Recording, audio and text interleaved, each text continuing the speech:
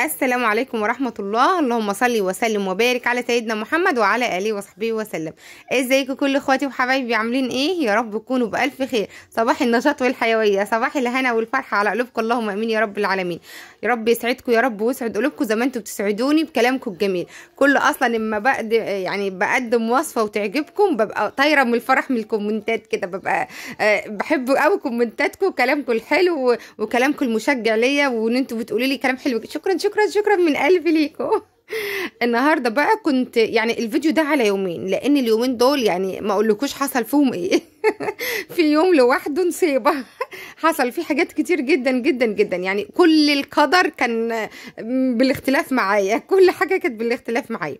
ده كان اوردر كده حواوشي، واحده عايزه حواوشي بس مش عايزاه بقى عايزاه بس في العيش. هبعته لها بس كده في العيش، وهي بقى هتسويه على في الفرن بقى على البوتاجاز زي ما هي عايزه. انا قلت لها حابه تعمليه كده، حابه تعمليه كده زي ما انت عايزه. فهو كده كان اوردر كده على السريع، ما رفضتوش، كان حاجه بسيطه كده. بعت ابني يجيب العيش، كنت انا بقى جبت اللحمه، حطيت اللحمه فكت شويه، وفرمت فلفل وبصل، بصلتين كده متوسطين، اربع قرون فلفل. وبعد كده حطيت عليهم حته كده من الليه كده، وفرمتها برضو في الكبه، كله كده في الكبه. وبعد كده حطيت عليهم اللحمه، وحطيت عليهم بقى بهارات حواوشي، وحطيت عليهم كمون، حطيت عليهم بابريكا، حطيت عليهم فلفل اسمر، حطيت عليهم كزبره. المهم كده ظبطت كل البهارات كده. ادي البابريكا اهي عشان تبقى حمرا وشكلها حلو، والخلطه كلها جميله. وبهارات الحواوشي كانت عاطيه لها طعم وريحه حلوين جدا جدا جدا. كل ده بقى اعجن اعجن اعجن اعجن. الحواوشي بتاعنا خلاص بقى جاهز. هو الحواوشي ده عايز كلام، ده كلام ايه على السريع كده. حلو قوي بقى، حلو قوي. فتحت العيش كده من جنب، وبعد كده بقيت اخد كوره كده من العجين وافردها جوه العيش.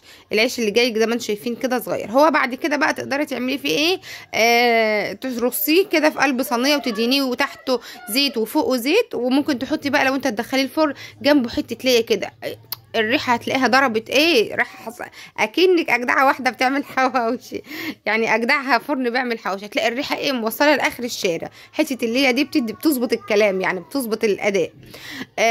المهم كده انا خلصت كده وعملت العيش كله، وهحطه لها كده في طبق كده نضيف، وهرصهم لها واقفل لها الكيس. وهي ما كانتش عايزه اكتر من كده، عايزه بس اللحمه تتعمل وتحط في قلب العيش، وهي هتسوي براحتها بقى هي مع نفسها. كان اوردر كده على السريع صورته لكم النهارده، وبعد كده هتلاقينا نقلب على تاني يوم. انا كنت عامله اليوم ده في اليوم اللي انا عامله فيه الكرواسون او المولتو، كان حلو جدا. فنفس كل لابسه نفس العبايه وكم العبايه لو انتوا هتشوفوا كده.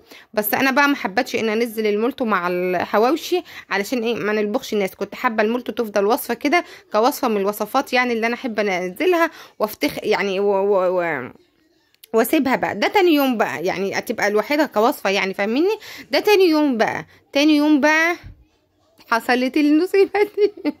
تاني يوم مالك قايم تعبان الحقيقه، وانا معكوره خالص خالص على تعبه، تعبان يا روح ماما قوي، وعينيه بتنزل دموع ومناخيره سايحه والدنيا بايظه خالص.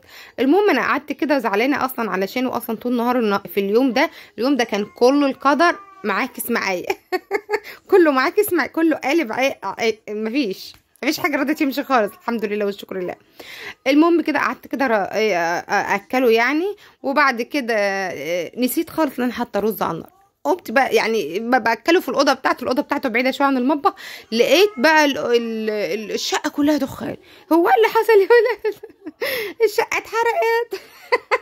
بقيت بجري هو انا اصلا مش فاكره انا حاطه يعمل كل ده. ده كان في رز يا ولاد. كان يومها سمك، وكنت جايه من السوق زي ما انتم شايفين كده، وكنت حاطه رز بقى علشان احمره، عشان اعمل رز حبه وحبه. الشقه كلها ما كنتش اصلا مديت ايدي في اي حاجه اكتر من اني جيت من السوق، رميت الحاجه بتاعت السوق وبسكت مالك واشوفه طلباته الاول. المهم الشقه كلها اتقلبت كده دخان. وهو اصلا حبيب ماما قايم اصلا صدره كده مقفول، والدنيا مش مظبطه معاه. المهم كده انا قفلت اوضته كده، ما كانش وصلها دخان كتير، وفتحت بقى الشبابيك وفتحت المراوح، وبدات انش واظبط الدنيا. طبعا بقى انا طول النهار ملبوخه مش عارفه اعمل اي حاجه. ده كان اخر كده اليوم بعد المغرب. شايفين المطبخ كان بالشكل ده. قعدته كده مع اخواته، بقيت بالراحه كده مش هجيب معاكم اي حاجه، بس الحمد لله ظبطت كل دنيتي وظبطت كل المطبخ وكل حاجه. انا اصلا عندي حاجات لازم اعملها قبل ما انام، ومنها ان المطبخ كده يبات زي الفل، مفيش فيه اي حاجه، الدنيا تمام، مفيش مواعين، بوتاجاز نظيف تمام كده. وكمان اني اغسل الحمام واظبط كده الحمام، يعني المطبخ والحمام متظبطين، حتى لو الشقه يعني بايته وهي مكركبه شويه ما تفرقش معايا، بس اهم حاجه المطبخ والحمام الدنيا متظبطه، مفيش اكل على الرخامات، مفيش اي حاجه على الرخامات، المواعين مغسوله. مش هقول لك كل يوم كده ولابد لا يمكن، هو كل يوم ولابد لا يمكن، بس طبعا اوقات بيبقى فيه ايام ما لا بتبقى خلاص بقى انا تعبانه، حصل حاجه، يعني بيحصل، اي بيت بيحصل له ظروف، وانا زي اي حد فيكم يعني. كل الايام بتبقى تمام، الدنيا تمام معايا، وبحافظ على كده طول ما انا ربنا عاتيني نفس، وربنا عاتيني ايه هو ان انا اقدر اقوم. بس طبعا لو انا تعبانه خلاص بقى في اضطرار بقى، يعني هنعمل ايه. الحمام بقى ما قدرتش ان اسيقه من بالليل، بس قمت الصبح ايه اول حاجه عملتها فتحت عينيا وفطرت وقمت على الحمام على طول، لاني كنت لازم اظبطه. كان ممكن اقول لك ده بالليل عادي، بس انا يعني ما احبش ان انا اقول حاجه ايه ما حصلتش، فده بقى كان الصبح كنت لازم اظبط الحمام قبل ما انام، فالحقيقه ما ظبطتوش، يعني كل مره بعمله كده، الحركه دي بعملها بالليل علشان ايه بقى الحمام ينشف بقى على الصبح، يكون ناشف، ما اقعدش انشف فيه، ما ياخدش مني مجهود زياده. بحط كده شويه ميه واقوم بقى، والرغاوي بقى رغاوي رغاوي رغاوي، ريحه النظافه بقى وريحه الرغاوي بقى تطلع بقى دايما. دايما تحسي كده بقى بالنظافه بقى بالليل، والبيت بيبقى هادي، البيت نفسيا احسن، يعني اللي بيحب ينظف كل حاجه قبل ما ينام نفسيا بيته بيكون احسن، نفسيا هو ذات نفسه بيكون احسن، فالبيت ما يدخلش فيه مشاكل كتير. البيت طبعا نظيف، البيت احنا اصلا ديننا دين اسلام الحمد لله والشكر لله، واي اديان حتى يعني الاديان التانية بتحس برضو عن النظافه، او النظافه الشخصيه، النظافه في البيت، النظافه في كل حاجه، فالحمد لله على نعمه الاسلام طبعا.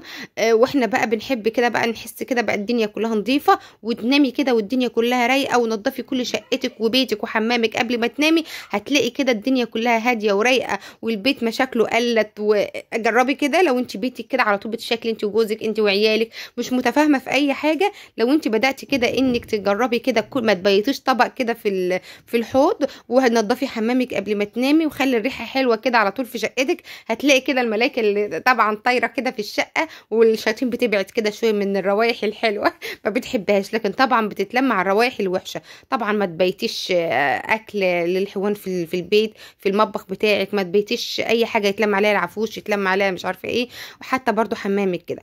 انا كده بعمل الرغاوي بالفرشه الناعمه، هي الرغاوي بتكتر كده واحب ان انا اشوفها قدامي بالفرشه الناعمه، لكن الفرشه الخشنه بتاعت السجاد دي بعمل بيها الفواصل بتاعه البلاط عشان تكون بيضه وتفضل بيضه زي ما انتم شايفين كده، يعني تحافظ ان هي تكون بيضه اهو، ادعك بقى فيها الفواصل دي كلها عشان تكون بيضه.